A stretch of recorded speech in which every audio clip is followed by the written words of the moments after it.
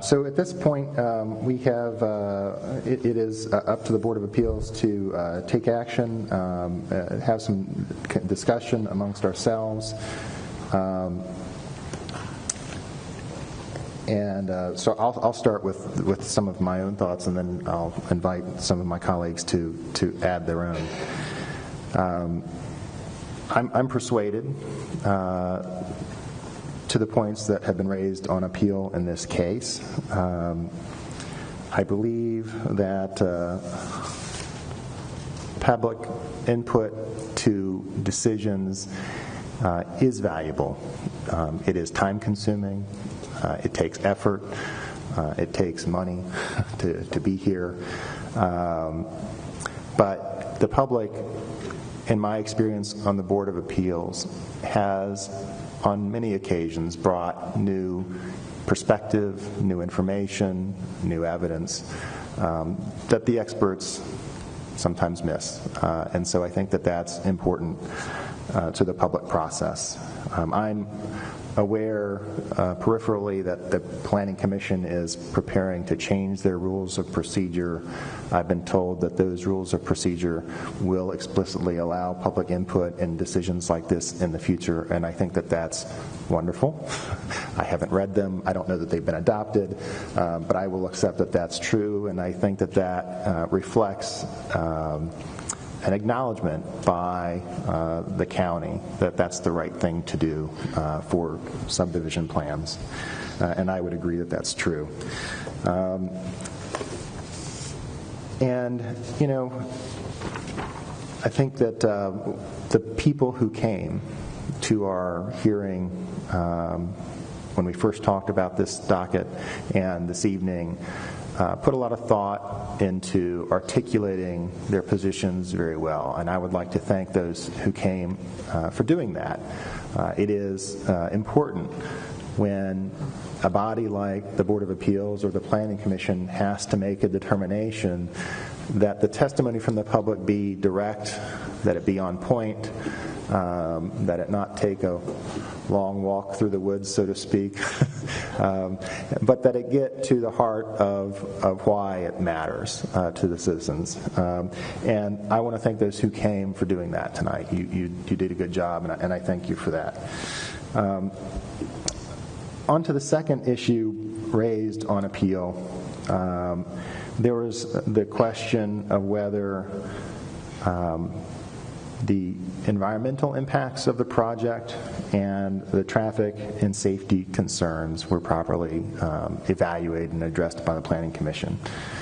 In my own preparation for the first hearing, I did reading of the Adequate Public Facilities Manual, and that informed a number of my questions at the start of this hearing. And it is explicit in our own Adequate Public Facilities Manual that we will evaluate not only intersections but roadways. And so I believe it was a clear error that was not done. I don't believe that it's the staff's job to do that. I believe that's the applicant's job. But I believe that it was a mistake to proceed with the approval without that information. Having previously lived on Billingsley Road for a decade, I can appreciate that Billingsley Road has its challenges, and if anybody were to search the news articles over the past decade around Billingsley Road, there would be a lot more to read. But adding a large neighborhood to Billingsley Road in the condition it's in is an obvious question. And I was struck as I watched the previous Planning Commission hearings that members who ultimately did vote to approve the project did raise those very same questions. They raised them in the first hearing, they raised them in the second hearing, and so it is unfortunate that there was not any evaluation of the congestion and the safety of the roadway itself apart from the intersections. And so I believe that there was an error on that regard as well. I think this question about who ultimately should be the arbiter of the environment and what is good or bad for the environment is a really good question, and I'm not going to presume to know the answer to that. I think the staff, in my opinion, works very hard to try to give sound advice to the boards who make these decisions, and I have always been impressed by the level of detail that I have seen. And frankly, I think that given the objective of building a neighborhood, this developer did as much as they could to make it as friendly a neighborhood as it could be to the environment, given the objective of building a neighborhood. But I don't know that I am able to make a determination about the environmental impacts being any on their own as being a reason to overturn the decision, but I believe that the public has provided some additional input. I believe that the appellant provided additional input, and I think that the Planning Commission should have heard that, and that would have helped them make the best decision.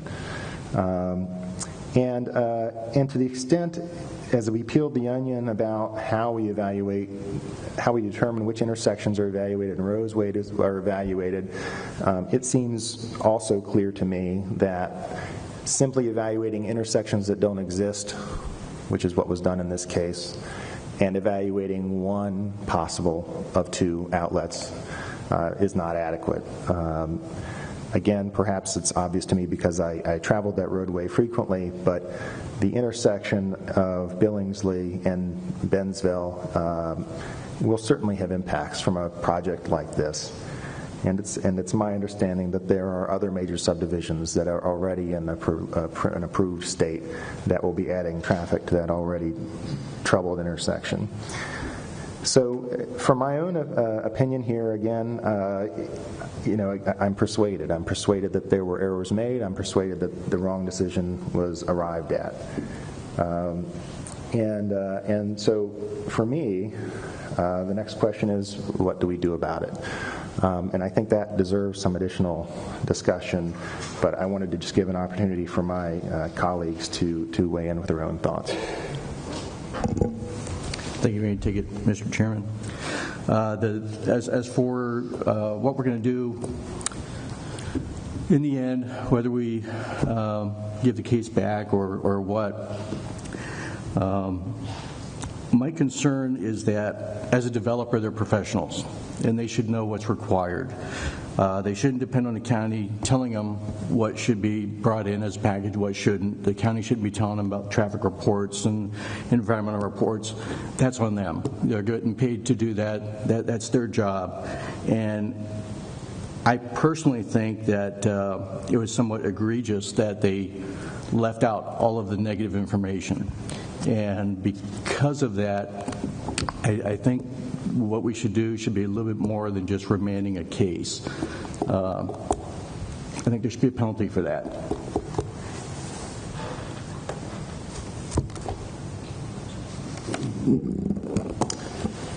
Well, that's great. I think the chair and the vice chair have really done a great job of summing up, and I'd like to endorse pretty much each point that they made, and it really relieves me of the responsibility of having to even address it, but I'm going to anyway.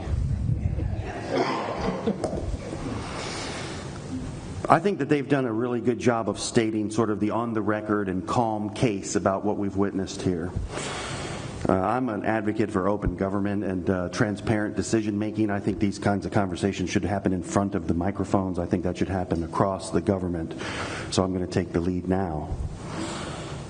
What I detect and everything that I've seen on this case, from deciding whether or not we would hear it, to actually going through the process of hearing it, to scheduling this additional meeting, I've seen what I guess I would refer to, without throwing any rocks at anyone, as a general resistance to the public's input on the subjects of the health of the environment, the traffic and the safety concerns, and the impact on the schools. Even the developer's attorney during our first hearing actually admitted during a back and forth while we asked questions that we all know that the road is bad and it's substandard. The county has already said that, and it should be addressed. I mean, I was a little bit shocked to hear that. I mean, it's almost as if that someone else's besides ours as a community's problem. How could we greenlight a project of this magnitude when that is in the public record and even the developer admits that it's a huge problem? I mean, it's anecdotal. We're supposed to consider only evidence, but I live in this county.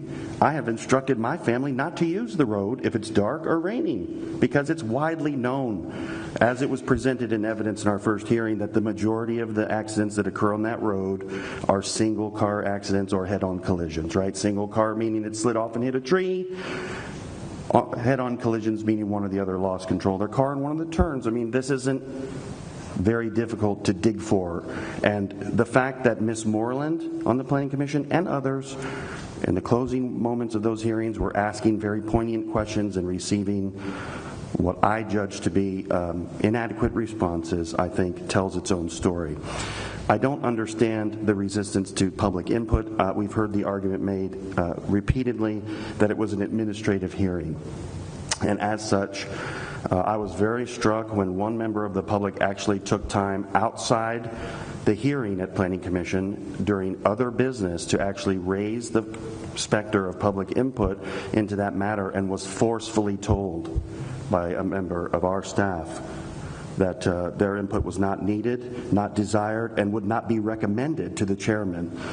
I don't understand the full context of those remarks, but when I heard them myself, it did sound like fingers on a chalkboard because we have to be more open than that. And I would like to point out that in conducting this hearing, Mr. Chairman, through the cooperation of both the applicant and the county and all the parties involved, we heard all of this input that the public has been trying since months ago to get on the record and to have considered before this decision was made in approximately 90 minutes of Mr. Wolfgang's presentation the other night and about 60 minutes this evening. So all of this bluster, all of this not going to consider the public could have been resolved in less than 3 hours by my calculation. That's ludicrous. I agree with the Vice Chair, remanding it would be ludicrous as well because there will be a predisposition that the original decision carries some weight, and that is completely unacceptable. And so, Mr. Chair, with your permission, when the time is right, I'd like to make a motion. Thank you. Okay. Well, I think, is there anything else that any members would like to raise? I guess this would be the time for a motion. Thank you. Mr. Chairman, in light of the evidence presented by all of the people who took great time to come before us and try to arrive at the truth, I move that we set aside the decision in this case with prejudice.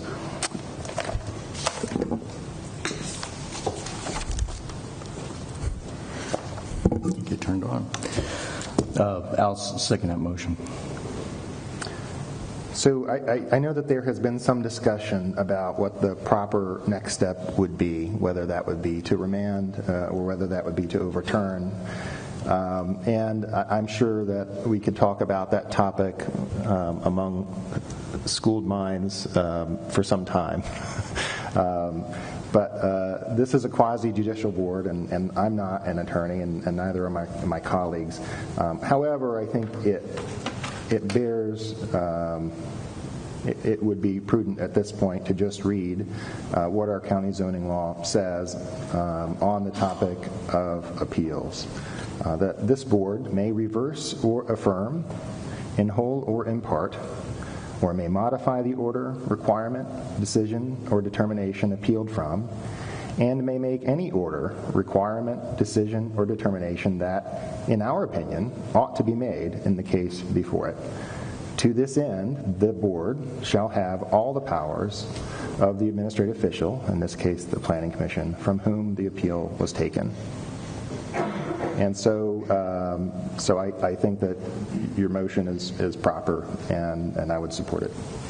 Well, I'd just like to comment further, if I could, that I make that motion with all due gravity of what it implies. I mean, I do understand that should the developer wish to continue, this will require the beginning again of the process.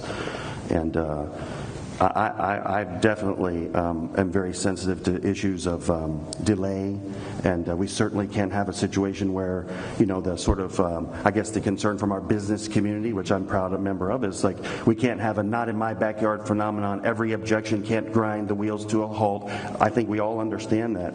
But just as the Vice Chair pointed out, I think a simple remand is inadequate to what we've seen here. If this project is going to move forward, the way it should be drawn up is that the concerns that we've been, that attention has been brought to, should be an integral part of the planning of the project so that those concerns can be addressed. And in my judgment, the only way that can be done is from a completely fresh consideration of the project. So my motion stands. Okay.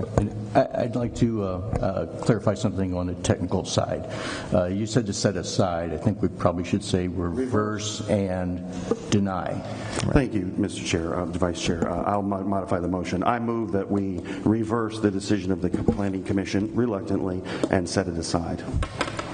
Is that what you want? Denying the original permit. Denying the original approval, that is correct. Okay, and I second that. Thank you. All right. I think we've had enough discussion, and so all those in favor? Aye. Aye. So the decision is overturned. And I don't believe we have anything else on the agenda for us this evening, so we are adjourned. Thank you.